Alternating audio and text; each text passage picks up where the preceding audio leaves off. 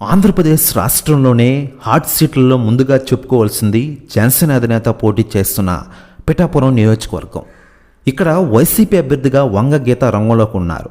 జనసేనని ఓటమే లక్ష్యంగా జగన్ ఈ నియోజకవర్గ బాధితులను ఎంపీ మిథున్ రెడ్డి, మంత్రి పెద్దిరెడ్డి అప్పగించారు. ప్రచారం హోరాహోరీగా సాగుతోంది. అయితే గతంలోలాగా కాకుండా పవన్ కళ్యాణ్ ఇప్పుడు తాను పోటీ చేస్తున్న పిఠాపురం నియోజకవర్గంపై ఎక్కువ దృష్టి కేంద్రీకరించారు.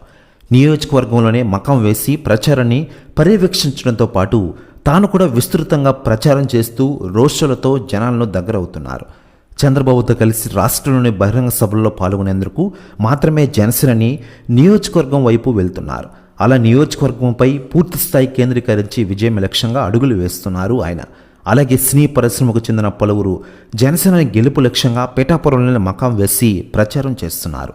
జబర్దస్త్ కమెడియన్లు ఆది, గెటప్ శ్రీను, 30 ఇండస్ట్రీ పృథ్వీరాజ్ తదితరులు విస్తృతంగా ప్రచారం చేస్తున్నారు. అలాగే మెగా హీరో వరుణ్ తేజ్ కూడా శనివారం నియోజకవర్గంలో తన చిన్నాన్న తరపున ప్రచారం కూడా చేసిన విషయం విదితమే. ఏకేదలా ఉండగా పవన్ కళ్యాణ్ గారి పిఠాపురంపై రాజకీయ నాయకులు ఒక పక్క స్పందిస్తూ ఉండగా తాజాగా నటి రాజకీయ నాయకురాలు విజయశాంతి గారు స్పందించారట. ఆమె మాట్లాడుతూ పవన్ కళ్యాణ్ గారు పిఠాపురంలో చేస్తున్న ప్రసంగాలు, పర్యటనలు అక్కడ ప్రజలను విశేషంగా ఆకర్షిస్తున్నాయి. రాబోయే ఎన్నికల్లో ప్రభంజనమే కనబడుతోంది.